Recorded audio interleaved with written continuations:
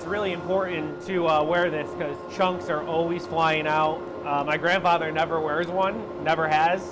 I don't know how he hasn't lost his eye or gotten seriously hurt, but he's an old timer. So I'm gonna turn this on. Matt Snyder may not be quite as brazen as his grandfather George, but he is following in his path in other ways. This is how we hand turn all of our handles. This is a lathe. This is an ash handle. This is what my grandfather used for many, many years. Snyder is hand carving the handle for a custom broom. This is a humbling experience because this machine is really dangerous. It is the first step in the process of a family tradition that began in 1978 when his grandfather purchased a far less modern piece of equipment from an abandoned factory. This broom machine is from the 1800s. It's around 1878. Still works. This is the chuck. The younger Snyder is still somewhat of a novice on the antique device. Right about there. Close it. Ever since his grandfather started his business near Utica, this age-old method is the only way the family has ever assembled their brooms. Because it's from the 1800s, it's finicky.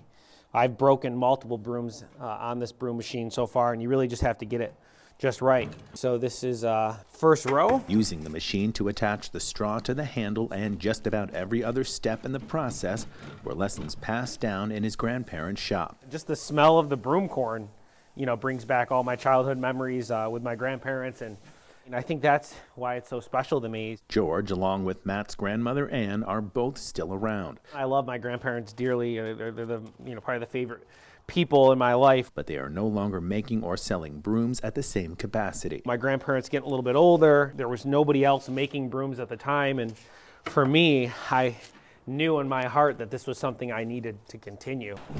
In 2019, Matt officially relaunched the business at his home in Saratoga Springs, and yes, he is still using the same old equipment. It's kind of humbling when you think about it. This broom machine is going to outlast my grandfather. This broom machine is going to outlast me. Now we're going to push this out of here. Assembling and braiding the broom typically takes Matt about 20 minutes. It then needs a full day to dry. Then it's on to another antique device. This stitcher, if you can see from right here, patent date on it 1878. Including a few more steps, Snyder is typically able to finish a broom in about 3 hours' time.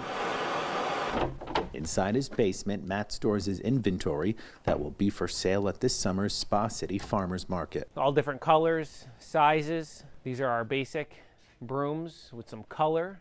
Different style of broom. Here is one of our Nimbus 2000 replicas. Hanging alongside his own brooms are a few of his grandfather's remaining prized creations. Some nights I come down here and I just look at them.